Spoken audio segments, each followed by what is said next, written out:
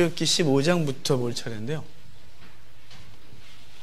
출애굽기 15장을 좀 필까요? 출애굽기 15장입니다.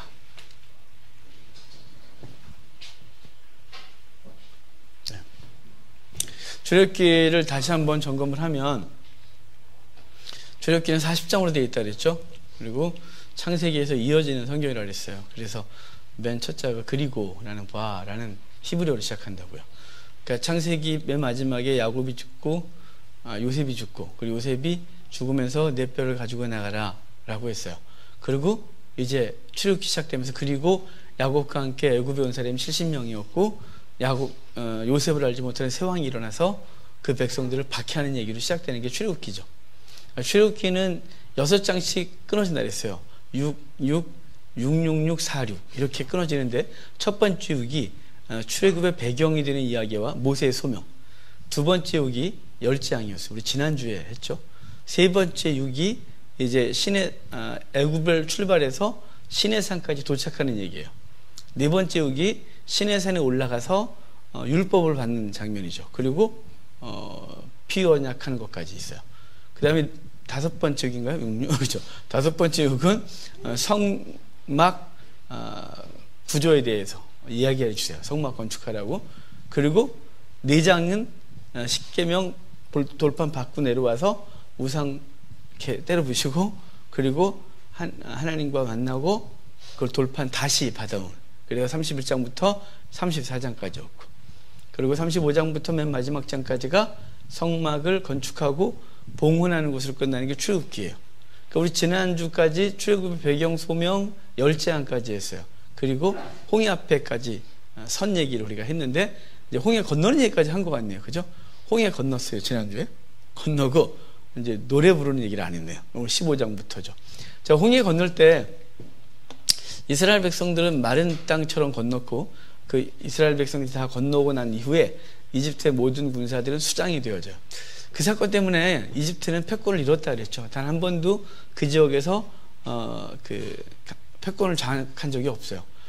그 이후로 끝났어요. 왜냐하면 그 모든 군사가 다 수장됐기 때문에 그래요. 특별히 특수부대원들이 다 이게 병거가 하루아침에 이렇게 병거를 하루아침에 몰 수 있는 게 아니니까 그 모든 것들이 무너지고, 그리고 그 이후로도 이집트는 그냥 계속 이스라엘에 비하면 강국이지만 어찌됐거나 그 지역 전체의 패권을 주장한 적이 한 번도 없어요. 하여간 그게 무너지고 이스라엘 백성이 홍해 건너고 나서 그리고 부른 노래가 15장 노래예요. 15장에 모세가 바닷가에 서서 이스라엘 백성들이 함께 노래를 불러요. 구원의 노래죠. 그리고 후반에 가면 미리암의 노래 이렇게 불려져요. 그러니까 모세의 노래, 미리암의 노래 불려지는데, 요한계시록 보면 14장과 15장이 동일한 구조를 가져가요. 14장에 요한계시록 14장이에요. 요한계시록 14장을 보면 두 가지 추수가 나옵니다. 첫 번째 추수가 곡물을 추수하여 창고에 알곡을 들이는 장면이 나오고, 두 번째 추수는 포도를 따서 집 밟는 포도 추수에 대한 얘기가 나오는데, 그 첫 번째 곡물 추수는 성도를 추수하여 창고에 들이는 것을 말하고, 그 다음에 포도를 밟는 건 대적들을 심판하는 것을 상징해요. 그렇게 해놓고 15장에 오면 그 어린 양의 노래, 그 다음에 어린 양의 노래, 모세의 노래 이렇게 울려 퍼져요. 여기는 모세의 노래 그리고 미리암의 노래가 15장에 울려 퍼지듯이 거긴 15장에서 울려 퍼지죠. 여기는 홍해 바닷가에 서서 노래를 부르고 있다면, 요한계시록은 유리바닷가에 서서 노래를 부르면서 하나님의 구원과 심판을 노래하는 장면이 나와요. 그리고 15장 후반에 이제 어떤 지리에서 하나씩 지명이 나오면서 그 사건이 벌어진 걸 얘기를 할 건데, 우리 지명을 좀 지도 보면서 같이 가도록 할게요.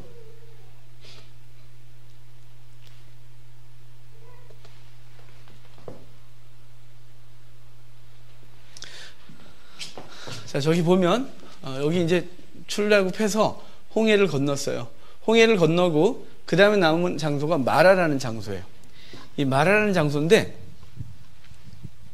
이 마라가 오아시스가 이렇게 있어요. 샘이.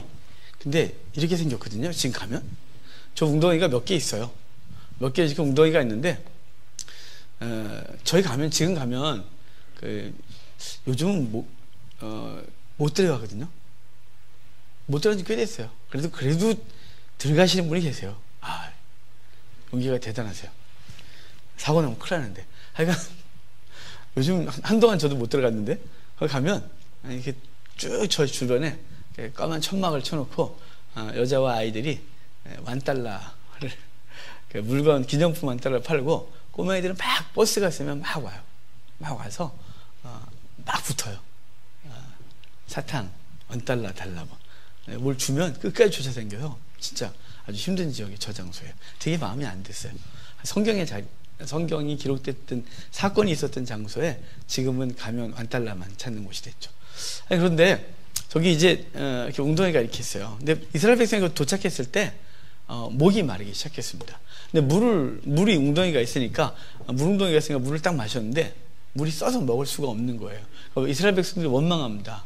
물이 쓰다고. 그러니까 하나님께 모세가 기도하고 하나님 모세에게 막대기 하나를 나무 하나를 꺾어서 던지라고 합니다. 그랬더니 던졌더니 물이 달게 되어 그 백성이 다 마셨다 이렇게 되어 있어요.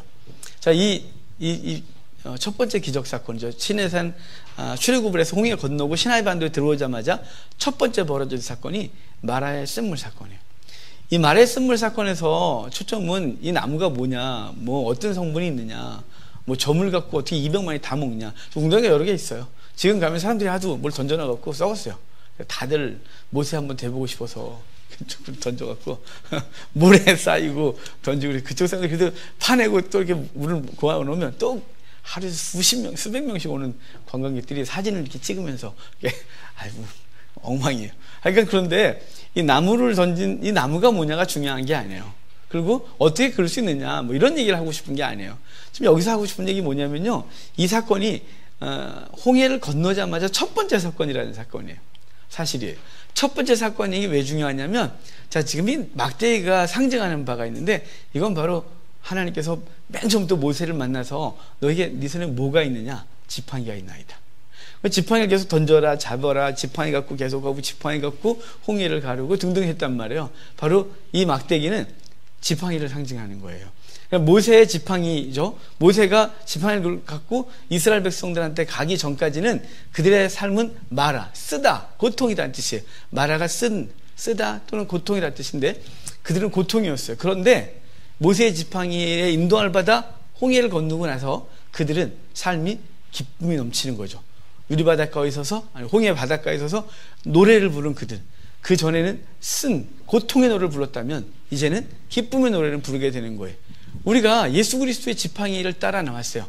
예수님이 우리를 만나주시고 그분이 우리를 목자 돼서 우리의 인생의 쓴 장소에서, 비록 우리의 삶이 우리가 예수 믿기 전이나 예수 믿은 이후에는 삶이 그렇게 큰 차이가 없다 할지라도 우리는 사실은 예수를 믿고 나면 삶을 해석하는 눈이 바뀌어요.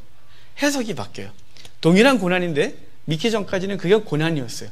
그런데 예수 그리스도를 만나고 나면 그 고난은 새롭게 해석되어져서 이유 있는 고난이고, 그 고난은 기쁨이고, 그 고난을 통해서 하나님이 무엇인가 할 것이라는 소망으로 되는 장소, 소망이 되는 거죠. 그래서 이 막대기는 지팡이를 상징해요. 그래서 모세의 인도함을 받아 나온 그들은 과거가 썼지만 지금은 달다 이 말이죠. 우리도 세상으로부터 건진받았는데 그 건진받았을 때 세상 속에 있을 때는 그냥 쓴 것이었어요. 쓴 것. 삶이 썼다 이 말이죠. 여러분, 인생이 다들 나름의 고난이 있지 않을까요? 없나요? 다 고난이 있습니다. 그런데 여러분, 우리가 이제 믿는 사람들이니까 이렇게 말할 수 있죠. 믿음 안에서만 그렇게 얘기해요. 다 그럴 수 있어요. 그런데 여러분 전제해 봅시다. 만약이란 건 사실은 우리 인생에서 만약이란 건 아예 없는 거지만, 만약에 여러분이 예수님을 안 믿는데 지금 오늘의 삶을, 오늘의 어떤 여러분이 지금 겪고 있는 어떤 일을 예수님이 없는 상태에서 겪고 있다고 생각하면 여러분은 그것이 지금하고 동일하게 다가오나요? 난 평안한데요, 뭐. 할 말이 없는데. 우리의 삶의 어려움들이요, 예수님 믿고 나면 예수님 때문에 해석이 달라져요. 전 인생이 그랬단 말이죠. 저는 초등학교 3학년 때 처음 교회 갔어요. 어릴 때야 제가 하도 말했으니까 얘는 고문하고 싶은데 간증을 해야 되니까. 그렇다고 이 사람은 그래요, 저 사람은 그래요, 남 얘기하다가 남 얘기는 되게 조심스러워. 이게 저기 나가갖고 진짜 조심스러워. 왜냐면 사람 저기 아다르고 어다르다고 난 좋게 얘기했는데 기분 나쁘게 받을 수가 있어서 아주 조심스러워요. 항상 그래서 제 얘기밖에 할 게 없는데요. 제가 초등학교 3학년 때 처음 교회 갔어요. 우리 아버지가 때려서 교회 가라고. 교회 가면 착한 사람 된다고. 당신이 좀 가셔야 되는데. 저를 때려서 교회를 보냈어요. 너무 재미없어 한 1년 정도 도망 다니다가 교회 선생님들이 잘해주시고 교회 가면 재밌고 그래서 교회를 계속 다녔죠. 교회를 다녔을 뿐이지 뭐 예수 믿었겠어요. 제 초등학교 6학년 때 방언을 받았지만 여러분 제가 그게 초등학교 6학년 때 제가 믿음이 있어서 받았을까? 저는 이성적으로 믿음이 있었는지 없는지 잘 모르겠어요. 그때는 인격적으로 제가 변화된 게 없었거든요. 그냥 교회가 재밌었고 교회가 좋았고 기도원 가면 목사님이 그 강사 목사님이 제가 하늘산 기도원 다녔는데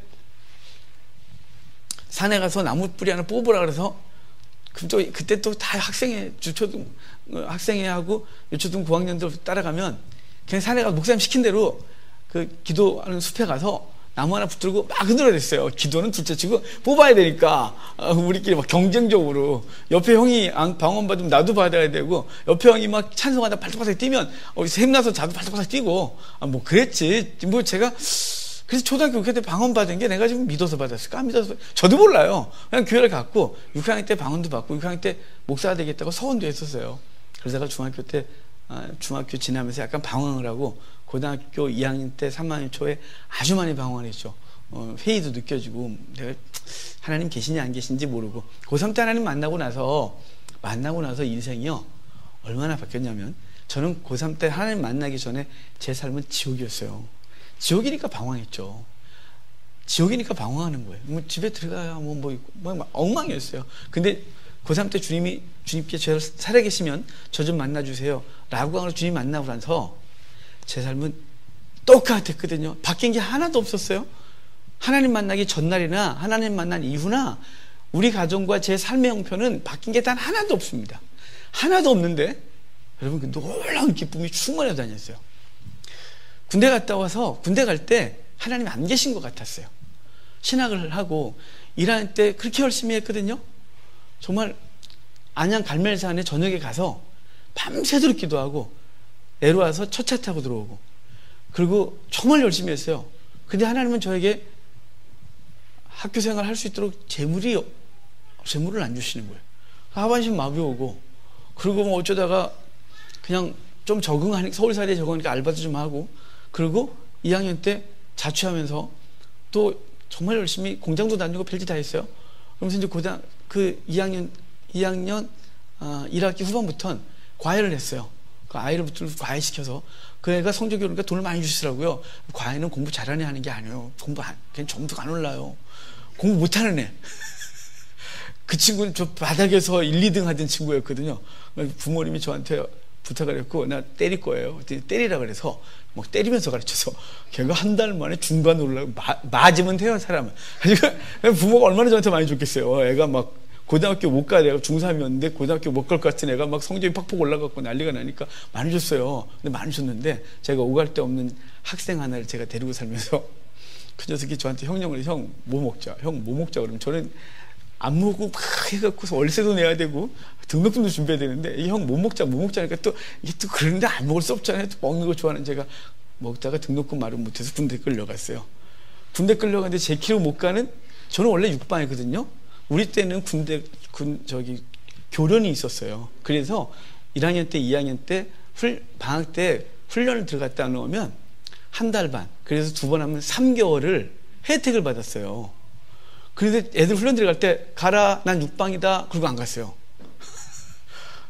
근데 육방이 아니고 현역으로 끌려간 데다가요 제 키로는 못 가는 특공대로 끌려가 제가 얼마나 당황스럽게 했어요. 정말 힘들었어요. 하나님이 안 계신 것 같았어요. 하나님이 계시면 이렇게 나를 방치할 수 없다 이런 생각이 드는 거예요. 고3 때 만난 하나님은 내가 뭔가 착각한 거 아닌가? 제가 그때부터 굉장히 강력하게 만났거든요. 욕 잘하던 욕이 싹 사라졌고 갔다 오고 나서 학생회 조직해서 설교했고 정말 놀라운 변화가 있었음에도 불구하고 이게 대학교 1학년 2학년 군대 가서 막 인생이 꼬이기 시작하니까 하나님의 계심이 이룰 수 없다는 생각이 드니까요 군대 가기 전에 하나님이 안 계시다는 생각을 하고 갔어요. 그런데 그래서 계실지 모른다는 두려움이 두 가지는 서원하고 갔어요. 작정을 하고 술, 담배 안 한다, 교회는 안 빠진다. 제가 그래서 교회는 단 한 번도 빠진 적이 없습니다. 그렇게 맞아도 술, 담배 해본 적도 없고, 일병 말부터는 새벽 기도도 매일 갔습니다. 학생회도 조직해서 학생회도 했습니다. 그러니까 저는 하나님이 안 계시다는데 저는 제 몸하고 제 삶은 교회 일에 열심을 내는 거예요. 저는 안 해도 되는데 저녁에 일주일에 한 번씩 커피를 타서 초소 신방이에요. 이만큼 그냥 들통에다가 커피를 먹고 쫄 끓는데 물 확 부어갖고 하면 아주 단 커피가 나옵니다. 설탕 한 봉, 커피만 이렇게 막혀서. 그래서 그걸 다 했어요, 저. 그래도 안 계신 것 같은 거예요. 아무리 내가 열심을 내고 나름대로 교회 생활이 재밌고 하고 싶어서 하지만 제대할 때까지 하나님이 계시다는 확신이 안 생겼어요. 근데 전도사를 가야 되는데요, 저는 하고 싶지 않았는데 제 아는 목사님이 제가 제대하기 한 달 전에 교회에다 광고를 내버렸어요. 제가 제대한다는 알고 전도사가 새로 온다고. 교회가 어려운 교회였거든요. 저한테 너 온다고 광고했다 그러는 거예요. 근데 내가 안 갈 수도 없고, 그래서 원치 않는 교회를 전도사를 했습니다. 한 학기를 2학기 열심히 하고 12월 말에 도저히 더 이상 신학을 못 하겠는 거예요. 사역을 못 하겠어요. 안 계신 것 같아요. 진짜 안 계신 것 같아요. 위선을 떠는 것 같아요. 그래서 2학년 겨울방학에 기도원을 드렸습니다. 성경을 한번 읽고 내가 신학도 포기하고 다 결정하자. 근데 성경 한번 읽어봐야 내가 통으로 읽고 나서 포기하자. 맨날 그 단까지는 요만큼 읽고 군데군데 읽었어요. 신학교 2학년 때까지. 이렇게 청세기, 창세기 읽고 레위야 재미없어서 뭔가 이렇게 읽었어요. 근데 읽어야 되겠네요. 그래서 창세기부터 요한계시록까지 5일 동안 읽는 단체가 있었어요. 바울 선교단이라고. 당시 제 사례비 20만 원이었는데 20만 원 내고 아침도 안 주는, 점심 저녁만 주는, 간식도 안 하고 커피도 없는, 되게 짰어요. 우리 많이 주는데. 그러니까 그런데 들어갔어요. 읽고 그만두려고. 그런데요, 창세기 우리 눈만 따라 읽는데 하나님이 살아계신 거예요. 여기저기서 병도 낫고 제 속에 있는 이 삶의 문제들, 하나님하고 씨름했던 문제들이 해결되기 시작하는데요, 주님이 살아계신 거예요. 엉엉 울었어요. 그리고 이제 5일 끝나고 내려오는데 여기 백봉산 기도원이라고 여기 남양주에 있어요. 거기서 그날 눈보라가 무지 몰아쳤거든요. 내려오는 날 다른 사람들은 봉고차를 타고 막 교회별로 왔으니까. 근데 저는 배낭을 메고 혼자 갔었어요. 다 끝나고 배낭 메고 내려오는 눈보라가 치는데요, 저는 그날을 잊을 수가 없어요. 그 눈보라가 그 어마어마하게 춥고 12월 말이니까 눈보라 무지 치는데 하나도 춥지 않고요. 그 눈보라는 꽃가루 같았고요. 세상이 새하늘과 새 땅이라는 말이 무슨 말인지를 천국 가서 새하늘과 새 땅을 느낀 게 아니고요, 그날 새하늘과 새 땅이 뭔지 알았어요. 놀라운 기쁨이었어요. 그래서 또 한동안 열심히, 이게 영원히 갔으면 좋겠는데 한동안 열심히 아주 행복하게 사역을 했습니다. 또 계속 그 굴곡이 있으면서 또 나락에 떨어졌다가 또 굶으면 또 학비 못 마련하면 또 강태상 뒤집어서 나와 막 이러면서 하나님 나오라고 막 싸우고 이런 과정을 겪으면서 제 삶이 왔는데요, 정말 주님을 만나는 순간 마라는 달게 돼요. 그게 지팡이죠. 이 마라의 쓴물 사건은 단순히 마라의 쓴물 사건을 얘기하고 싶은 게 아니라 출애굽을 하고 나서 너희의 삶이 어떻게 바뀌었는지를 말하는 거죠. 우리의 삶이. 그래서 지팡이에 이끌림 전에는 고통이었지만 지팡이에 이끌려서 나온 너희의 삶은 달아졌다라는 걸 마라가 말해주는 거예요. 여러분의 인생이 정말 달아졌으면 좋겠습니다. 해석도 달아질 뿐만 아니라 하나님께서 바라기는 회복도, 실질적인 회복도 시켜주시길 간절히 바랄 뿐입니다. 그러고 나서 이제 15장 후반에 오면 엘림이라는 장소가 있어요. 저 장소인데요, 엘림은 여기 성경에 이래요. 12샘 70종려나무가 있는 곳이래요. 여러분 지금 성경을 계속 보면서 가죠. 15장 27절에 있거든요. 12샘 70종려나무가 있는데 12이 갖고 있는 것, 70이 갖고 있는 숫자적인 의미가 있어요. 12은 만수예요. 꽉 찼다 이거죠. 연필 한 타스. 12 올림포스의 12신, 12제자, 우리도 12제신. 이 12를 갖고 있는 고대 때의 개념은 꽉 찼다, 만수라는 뜻이에요. 그 다음에 7이 갖고 있는 건 완전수예요. 거기다가 곱하기 10을 했죠. 그러니까 이 12삶과 70종려나무는 이스라엘에게 준 완전한 쉼이에요. 비록 여길 숫자적으로 문자적으로 해석하면 12개의 종려나무 밑에 그 그늘이 만들어져 얼마나 돼? 라고 말할 수 있겠죠. 하지만 12개의 종려나무가 갖고 있는 건 쉼이고, 그리고 70개의 종려나무죠. 12샘이 갖고 있는 것은 그들에게 제공하는 완벽한 쉼이에요. 이 두 개가 다. 그래서 엘림은 쉼인데 왜 마라 다음에 엘림이냐면, 자, 이건 이 신의 산까지 도착하는 이 얘기는 우리의 구원을 이렇게 쭉 정의 내려주고 있거든요. 지팡이 이전의 삶은 썼지만 지팡이 이후의 삶이 달라졌고, 구원받은 그들에게는 쉼이 제공돼요. 그리스도 안에서 완전한 쉼이요, 그리스도 안에서 안식이 주어져요. 그래서 주님이 이렇게 말씀하셨어요. 사랑하는 자에겐 잠을 준다. 그 잠은 우리가 잘 때 잠이 아니에요. 그 잠은 쉼이란 거예요. 사랑하는 자에게 쉼을 주시는 거예요. 구원받은 자에게 쉼이 있는 거죠. 히브리서에 보면 우리가 이미 안식에 들어왔지만 저 영원한 안식으로 들어가야 된다고 힘쓰라고 말하고 있어요. 그리스도 안에 들어와 있는 우리는 쉼인 거죠. 예수님이 안식일 논쟁을 벌이시면서 이렇게 말씀하셨어요. 나는 안식일의 주인이다. 안식일의 주인이라는 건 뭘까요? 나는 안식일날 난 너한테 예배 받을 거야, 이런 뜻일까요? 아니에요. 안식일의 주인이라는 말은 뭐냐면 내가 너희의 안식이다. 내가 너희에게 안식을 주는 존재다.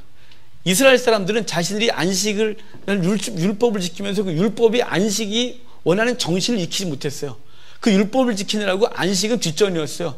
손이 말아서 고통받고 있는데 이 사람에게 안식을 고쳐주는 거였는데, 안식일 율법을 지키느라고 일하지 못하게 하고 고치려고 할 때도 방해했어요. 배가 고픈 제자들이 미래삭을 부벼 먹었거든요. 그런데 그들은 노동이라고 반대했어요. 미래삭을 부벼 먹은 그들은 그걸 먹어야 진정한 안식이 있겠죠. 예수님은 안식의 주인이, 우리의 배고픔과 우리의 병듦과 우리의 왜곡된 모든 삶들을 회복시키시고 그분 안에서 완성하시는, 그래서 주님이 안식의 주인이, 안식일의 주인이다, 이렇게 말씀하셨어요. 그러니까 이 마라의 쓴물 사건은 우리가 구원, 예수님 믿기 전과 후를 얘기했다면 이 쉼은 예수 믿는 사람들에게 주어지는 영원한 쉼인 거죠. 그것이 완성된 쉼은 아니에요. 우리가 완성된 쉼은 예수 그리스도가 우주적인 강림을 통하여 이 땅을 완성하시든지, 아니면 우리가 개인적으로 그분 앞에 가서 아브라함의 품에 안겨야 완전한 안식이 성취가 되지만, 우리 이 땅에서 환난 속에 있지만, 광야를 살지만 주님 안에서 주님 주시는 그 놀라운 쉼을 얻고 있다. 이게 엘림이 주는 의미인 거죠.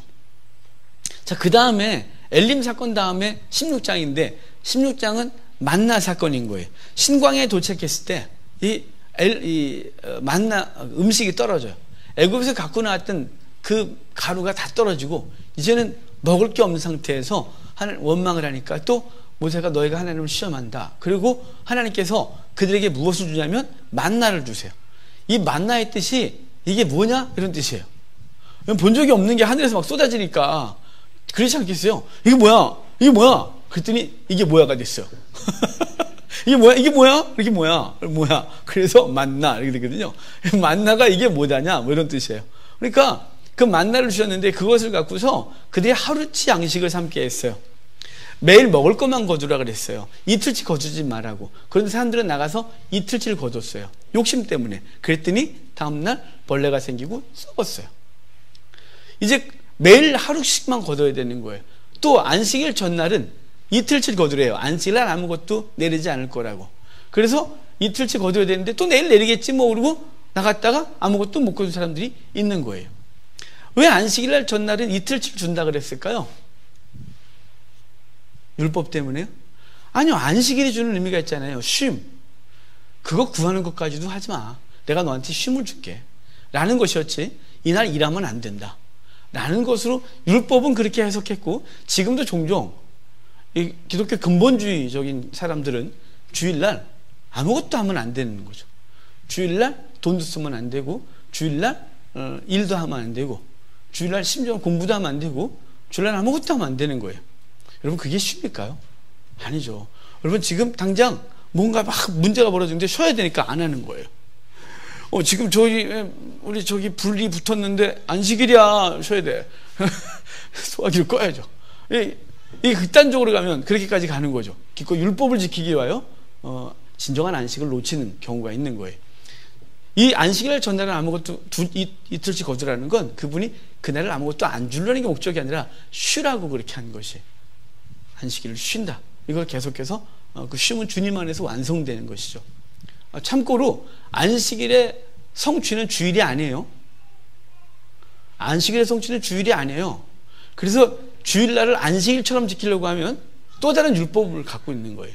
안식은 이미 성취됐어요. 누가 안에 성취됐냐면 예수님 안에 성취돼서 예수 그리스도를 믿는 것으로 이미 안식이 성취됐고, 우리는 모든 날을 차별을 두지 않아요.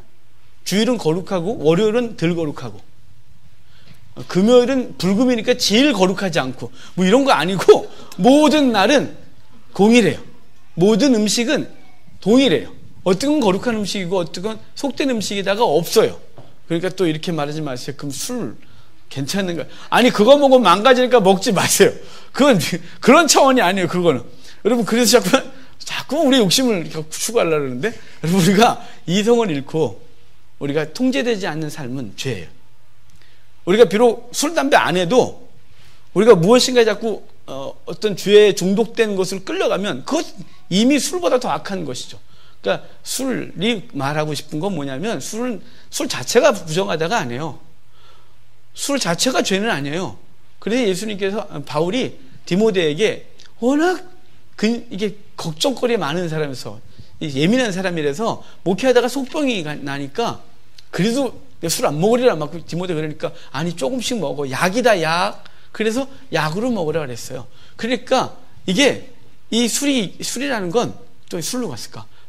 술이라는 건 이게 자체가 나쁘고 자체가 거룩하다가 없어요. 그건 중도적인 가치가 있는 거거든요. 근데 그것을 가지고 자기가 취했을 때 그것이 자기 통제 안 되고 사단의 종살이를 하고 있다면 그건 끊어야 되죠. 술뿐만 아니라 다른 건 다 똑같아요. 돈은 그건 중도적 의미가 있어요. 근데 그걸 갖다가 취하여 그것을 신처럼 여기면 그건 죄인 거예요. 근데 그걸 많이 벌어서 거룩한 데 쓰면 그것은 선인 거예요. 그러니까 자체가 나쁜 게 날도 어떤 날은 거룩하고 어떤 날은 부정한 게 없고 음식도 어떤 건 거룩하고 어떤 건 부정한 게 없어요. 사도 바울은 그랬어요. 날과 절기와 먹고 마심이 우리를 거룩하게 하지 못한다고. 반대로 우리를 부정하게도 못하는 거예요. 도리어 우리 손에 나오는 게 더러운 거예요. 우리에 나오는 생각들, 악한 생각들, 음란한 말들, 그리고 탐욕적인 소리들, 거친 언사들, 이 모든 게 다 악한 것이지 우리에게 들어오거나 날 자체가 부정하지 않아요. 안식일의 성취는 예수 그리스도다라는 걸 분명히 아셔야 돼요. 주일은 기념하여 예배해요. 그날 하루라도 모여서 예배하고 하나님 말씀 배우고 성도의 교제를 통하여 하나님의 나라를 같이 꿈꾸고 힘을 다하는 날이 그날 하루를 정해서 그러자는 거지, 그날만 그러는 게 아니에요. 다 그런 날이지만 그래도 하루를 정해서 그걸 하는 날라고 정하는 것이지 율법적인 차원에서 지키거나 그런 거 아니에요. 하여간 중요한 건 여기 16장에서 만나를 주는데 이게 매일 주어지는 거예요. 여기 아침에는 만나, 저녁에는 메추라기 그러는데 이 메추라기 부분은 민수기 가서 좀 더 할게요. 하나님께서 매일 주셨어요. 그리고 많이 거둔 자도 남지 않고 적게 거둔 자도 부족하지 않대요. 여러분 이 만나 정세는 우리에게 오늘도 매일 똑같아요. 여러분 하나님께서 우리에게 부족하게 하지 않았다는 사실을 여러분 믿음으로 받아들이셔야 돼요. 제가 지금까지 살면서 많이 거둔 때도 있고 적게 거둔 때도 있었겠죠. 많이 거둬봐요. 얼마나 거뒀겠어요 제가. 목사가 뭐 별게 없죠. 그래도 저 여름 같은 때 강사로 다니면 좀 벌어요. 조금 벌어요. 사람이 그냥 나오는 거 외에 조금 더 벌어요. 많이 주는 데도 있어요. 내년에 저 외국까지 갔다 오면 거기서 더 주지 않을까요? 하여간 뭐 이래저래 그래요. 그러니까 중요한 건 뭐냐면 그럼 많이 거두면 많이 남아있어야 되지 않을까요? 아니에요. 예전에는요. 저 결혼할 때 100만 원 갖고 했다니까요. 근데 우리 두 놈이 벌써 대학 졸업하고 한 놈은 시작하고 한 놈은 저러고 있고 한 놈은 오늘 고등학교 3학년이니까 졸업하겠죠? 졸업 못할래나? 졸업하겠죠? 여러분 제가 아무것도 없이 인생을 살았지만 하나님께서 우리 아이들을 먹이고 가르쳤고 지금까지 왔어요. 적게 거둔다고 부족한 적이 없어요. 많이 거뒀다고 남았냐? 남은 것도 없어요. 여러분 어떠시나요? 우리는 근데 남들 얘기를 맞아 그래놓고 자신의 과거까지도 맞다 그래요. 우리가 맞아. 그래, 다 그리고 살았어. 그 어려울 때도 하나님 살게 하셨어. 그때 나 참 잘 나갔는데?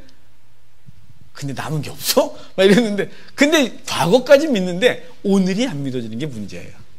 오늘은 항상 많이 거둬도 남지 않고 적게 거둬도, 많이 거둬도 남지 적게 부족하지 않다가 내 삶 가운데 그냥 확 다가와서 현실 때문에 내가 괴롭고 이러진 않아야 되는데, 이게 오늘은 그게 잘 안 되는 거예요. 내일은 또 오늘이 믿어질걸요? 맞아. 적게 거둬도 부족하지 않았어. 많이 거둬도 남지 않았거든? 라고 하면서 오늘과 미래에 대해서는 두려움과 이 근심이 있는 거예요. 여러분, 하나님은 우리를 매일 먹이실 거예요. 근데 이게 믿음으로 확신이 되려면 훈련의 기간이 필요하다는 거 아십니까? 왜 광야는 40년일까요? 왜 아브라함이 부름받고 이삭을 바칠 때까지의 나이가 거의 40년일까요? 모세가 광야에 쫓겨나서 사명 감당할 때까지 왜 40년일까요? 왜 첫 번째 왕 사울도 40년을 하고 다윗도 40년을 하고 솔로몬도 40년 통치했을까요? 왜 금식은 40일을 할까요? 그냥요. 어쩌다 보니까요. 아니에요. 40년이 갖고 있는 의미는 뭐냐면요, 40년 정도 훈련받으면 몸에 배요. 인간의 습관이요, 40일을 동일한 걸 하면 습관이 바뀐대요, 이 심리학자들이. 근데 근본적인 건 40일 했다고 바뀌지는 않는 거죠. 특별히 우리 영적인 것들은 40일에서는 안 되고 40년 걸려요. 갑자기 끔찍해지나요? 자, 40년 걸린 이스라엘 좀 생각해 볼까요? 이들에게 아침에 눈을 뜨면 만나가 내려져 있어요. 거뒀겠죠? 초기에는 그랬겠죠. 내일 내릴래나? 내일 안 내리면 어떡하지? 걱정이야. 근데 내일 아침에 갔더니가 내려져 있어요. 안식일 날 이틀치를 거뒀어요. 썩을까? 저분이 이틀치 거뒀다 썩었어. 벌레 나고. 아침에 안식일 날 눈 뜨고 얼른 뚜껑 열어봤는데 안 썩었어요. 이걸 40년 했어요. 그러면 아침에 40년 했는데 잔날 밤에 자면서 내일 만나가 내리려나? 얘는 이상하겠죠? 얘는 그냥 더 이상 만나가 내릴 거에 대한 고민도 걱정도 안 해. 당연히 있는 거예요. 안식일 날 이틀치를 거두고 썩을래나? 아니요, 안 썩어요. 그런 고민은 더 이상 안 해요. 제가 이 말씀을 40년 걸린다는 말은 너무 근심하지 마세요. 하나님과 관계 속에서 맨 처음엔요, 하나님 내 삶을 책임질까에 대한 고민이 생겨요. 어떤 어려움이 생기면 이걸 어떻게 해결하지? 저번엔 해결하셨는데 이번에는 맨날 해결하진 않으셔. 맨날 그러겠어. 이렇게 자꾸 의심이 생겨요. 그런데 그 과정들을 겪다 보면 어느 날부턴가 문제가 딱 생기면 걱정이 아니라 기대가 생긴다니까요. 하나님 이번에는 어떻게 일하실 거지? 라는 것이죠. 하나님은 매일매일의 만나를 제공하세요. 그러므로 염려에 빠져 사는 게 아니라 하나님이 매일매일 동일하게 우리의 삶을 책임지고 있다는 사실을 믿고 염려가 생길 때마다 만나야 내일 만나 내려. 내 삶 가운데 하나님 예비하신 만나가 있어. 라는 믿음으로 오늘 사셔야 돼요. 이게 만나가 우리에게 주는 교훈인 거예요. 많이 너무 탐욕 내리지 마세요. 남지 않아요. 좀 적게 거둔다고 염려하고 근심하고 탐욕을 부려 남의 것을 뺏어야 되겠다 생각도 하지 마세요. 하나님이 적게 거둬도 부족하지 않게 하신 하나님의 은혜를 우리에게 허락하신 거예요. 그게 16장이죠. 자, 17장으로 갈까요? 17장에 오면 이제 르비딤 골짜기에 가요. 르비딤 골짜기 가면 이렇게 생겼어요. 만나는 가시처럼 생겼다 그러는데요, 저희 가면 가시가 있어요. 가시가 뭐냐면 고수풀 씨앗이에요. 가시를 보면 이렇게 벼이삭 같은데, 우리 벼이삭보다 약간 짧고, 벼이삭은 약간 납작하잖아요. 저 가시는 통통해요. 아주 똥똥해요. 주은이가 자주 똥똥해요. 그러니까, 그런데 그렇게 생겼는데 색깔은 희대해요. 이거 갖고 이제 구워도 먹고 삶아도 먹고 뭐 반죽도 하고 다 그렇게 먹는 거예요. 마치 우리 밀가루나 이런 것처럼. 자, 이제 그걸 하고 르비딤 골짜기 왔는데요. 여기 이제 이스라엘 백성들이 광야를 쭉 걷는데 광야가 저렇게 생겼어요. 아무것도 없어요. 그냥 무슨 서부 영화 보면 이렇게 막 덩굴을 막 굴러다니는 것처럼 그런 덩굴이 좀 있고, 그 다음에 나무가 종종 하나 있는데 저게 시띠나무라는 나무, 조각목이에요. 저게 가끔 하나씩 있어요. 저렇게 거치고 이렇게 한 광야를 걷다가 어느 장소에 가면 그 높은 산맥 사이로 싹 들어가면 갑자기 푸르름이 있어요. 저게 종려나무 숲이거든요. 종려나무가 갑자기 눈이 의심스러울 정도로 아무것도 없다가 갑자기 계곡을 딱 들어가면 갑자기 푸르러요. 갑자기 딴 데 온 것 같아요. 졸다가 깬 사람은 뭐 여기 어디야 싶을 정도로 깜짝 놀래요. 숲 속에 들어와 있으니까요. 저 르비딘 골짜기는 시나이 반도에서 가장 큰 오아시스예요. 물이 많은 곳이죠. 그러면 그 오아시스 그림을 보면 이렇게 그리잖아요. 이렇게 물이 이렇게 있고, 물이 이렇게 사막 한가운데 물이 있고, 종려나무가 이렇게 있잖아요. 이렇게. 얘하고 같이 가요. 반드시 같이 가요. 얘가 있으면 이게 있고, 이게 있으면 얘가 있어요. 종려나무 숲이 많다는 건 뭐가 많다느냐면 물이 많다는 거죠. 얘는 물 근원에 뿌리를 내리고 있으니까요. 이스라엘 백성들이 거기 딱 들어와서 종려나무가 많은 걸 보고 물이 많을 줄 알고 쫙 뒤졌는데 물이 안 보이는 거예요. 겉으로 드러난 물이 하나도 없는 거예요. 그러니까 백성들이 원망하기 시작했어요. 하나님께 모세가 기도하고 하나님이 이렇게 말씀하세요. 하나님이 반석 위에 쓰시고, 반석 위에 하나님이 쓰시는 거예요. 하나님 좀 형상을 그립시다. 하나님 형상 그리면 안 되지만 반석이 이렇게 돌이 있어요. 그럼 여기 하나님이 이렇게 탁 서 있는 거죠. 이렇게 서 있어요. 다리가 너무 짧으실까요? 서 계세요. 근데 모세에게 이 반석을 치래요. 이걸 치래요. 이렇게. 자, 이렇게 치면 반석에서 물이 나오는 거죠. 이 상황, 이건 뭐냐면 왜 주님은 반석 위에 서 계실까요? 아니, 그냥 저 반석 때려 이러면 될걸? 왜 굳이 주님은 말씀하시고 반석 위에 서서 이 반석을 때려 그랬냐면, 이 반석을 때린 게 아니라 그분을 때린 거예요. 그래서 그분을 때리고 그분이 물을 내시는 거죠. 그래서 주님은 우리의 반석이 되시고 그분은 우리의 생명의 근원이 되시는 거예요. 그분이 침을 당하여 물을 냈다 그러거든요. 그분이 침을 당했다 그래요. 그분이 맞음을 당했다고. 그래서 그분이 맞고 우리에게 물을 제공하시죠. 요한복음은 예수님이 물인 것을 계속 얘기를 해요. 요한복음 4장에 사마리아 여인과 만나서 얘기를 하다가 내가 주는 물을 마시면 영원히 목마르지 않겠다 이렇게 한 말씀이었고, 요한복음 7장에 가면 초막절 끝에 큰 날에 성전에 서서 초막절이 힐 동안 계속 실로암에서 물을 떠다가 제단에 부으면서 호산나 호산나 우리를 구원하소서 우리를 구원하소서 여호와의 우리를 구원하소서 이렇게 외쳤는데, 그것이 끝나고 맨 마지막에 주님께서 그들에게 말씀하시기를 누구든지 목마르거든 내게로 와서 마셔라. 그러면 내 그 배에서 생수의 강이 흘러넘치겠다고 해서 너희가 실로암 가서 물을 퍼왔지만 실로암이 아니라 내가 너에게 물을 주는 존재다 이렇게 말하는 거죠. 예레미야부터 해서 선지자 대부분의 선지서들이 하나님은 샘의 근원인 것이고, 그리고 그분에서 물이 흘러 생명을 살릴 거라고 계속 사인 주고 있는 거예요. 바로 주님을 때린 거예요. 반석을 치라는 건 주님을 때렸고 주님으로부터 물이 흐르는 거예요. 예수님께서 십자가 달리시고 옆구리를 찔려 물과 피를 다 쏟아 우리에게 영적 갈급함을 해결하시고 우리의 죄를 다 씻어주셨어요. 그게 이 반석이 의미하는 거예요. 그러니까 주님께서는 우리에게 반석이 되셨고 그분이 당신을 찢어 우리에게 생수를 제공하고 있는 사실이에요. 그러고 나서 이제 거기서 물 먹고 좋다고 있는데 아말렉 애들이 후미를 치기 시작했어요. 아말렉은 에돔의 후손이거든요. 이 아말렉이 이스라엘의 후미를 치면서 이스라엘은 졸지에 전쟁을 하게 되죠. 그때 여호수아가 군대 장관으로 나가서 싸움을 하고 산 위에는 모세가 기도하는데 손을 들면 이기고 손 내리면 지고, 정말 당황스럽지 않을까요? 모세 재밌었을 것 같아요. 이렇게 올렸다 내렸다 올렸다 내렸다 밀리고 올려요 그러지 않았을까요?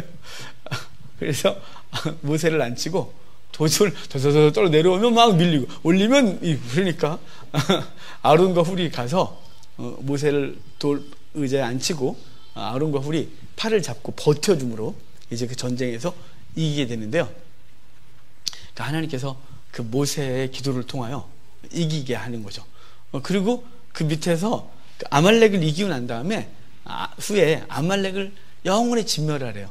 아말렉을 영원히 진멸하라, 이건 하나님께서 대드로친 명령이에요. 사실은 이 아말렉은 에돔의 후손으로서 에돔과 아말렉은 함께 가고 있는 거거든요. 에돔은 조상이 에서잖아요. 에서와 야곱은 뱃속에서부터 싸웠어요. 두 민족이 두 백성이 싸운다, 국민이 싸운다 그랬고, 그리고 큰 자가 작은 자를 섬길 거라 그랬고, 그리고 야곱이 축복 기도 받았을 때 에서가 죽여버리겠다고 작정했지만 죽이지 못해요. 그러고 나서 끊임없이 에서 쪽은 야곱을 죽이겠다고 달려드는 거예요. 그 중에 출애굽한 이스라엘 백성들을 이제 애굽에서 딱 나왔는데 그들을 처음으로 공격하여 몰살시키려고 했던 게 아말렉이란 말이에요. 그래서 그들이 가나안 땅에 들어갈 때 아말렉을 대대로 진멸하라 그래요. 가나안 땅에 들어가서 사울이 아말렉을 진멸하지 못하죠. 사울이 진멸하지 못해요.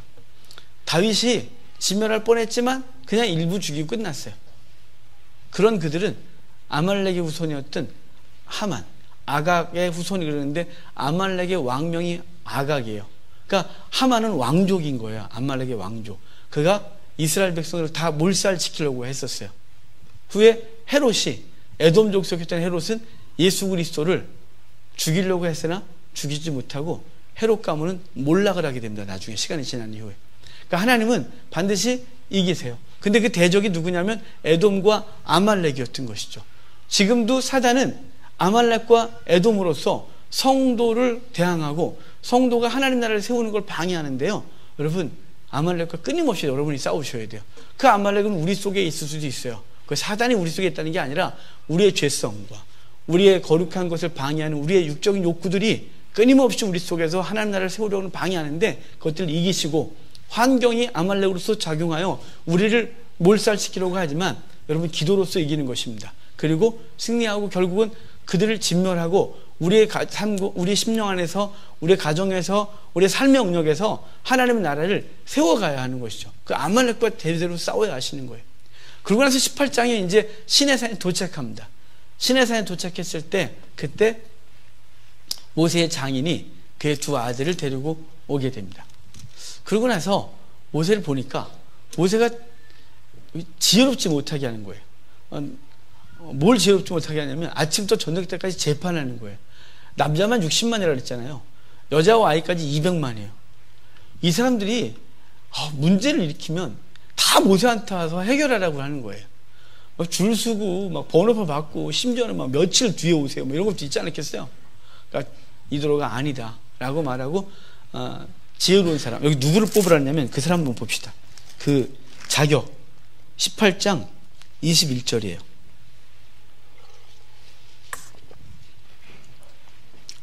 너는 온 백성 가운데서 능력 있는 사람들을